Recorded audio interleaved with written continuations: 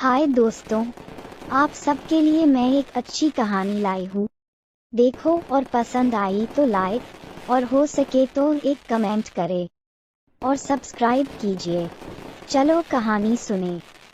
थम्बेलिना। एक बार की बात है, एक महिला बहुत दुखी थी क्योंकि उसके कोई बच्चे नहीं थे।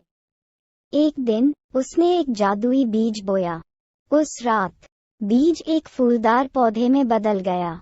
कितना सुंदर फूल है, महिला ने पंखुड़ियों को चूमते हुए कहा। उसी क्षण फूल खिल गया। फूल के अंदर एक छोटी लड़की बैठी थी। लड़की अंगूठे से भी बड़ी नहीं थी। महिला ने उसका नाम थम्बेलिना रखा। रात में थम्बेलिना पॉलिश किए हुए अखरोट के खोल में सोती थी। एक रात एक माँ टोड आई और थम्बेलिना को ले गई।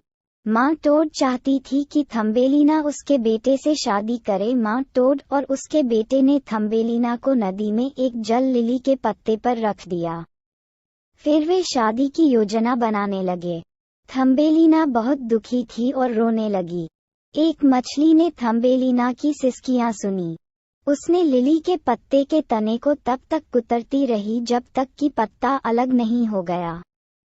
थम्बेलिना नदी में बह गई। गर्मियां चली गईं और सर्दी आ गई। थम्बेलिना ठंडी हो गई।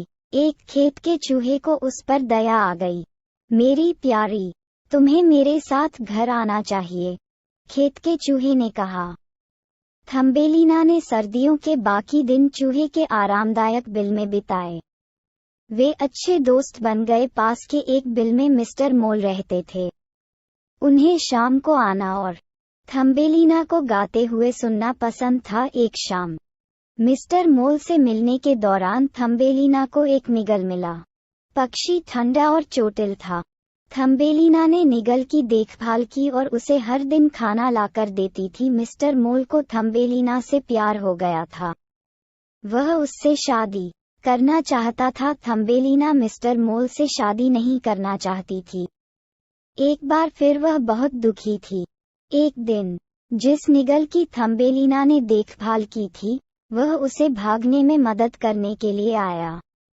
साथ में वे दक्षिण की ओर गर्म भूमि पर उड़ गए। फूलों से भरी एक नई भूमि में थम्बेलिना की मुलाकात एक राजा से हुई। वह छोटा था। थम्बेलिना रानी बन गई। वह और राजा हमेशा खुशी से रहते थे।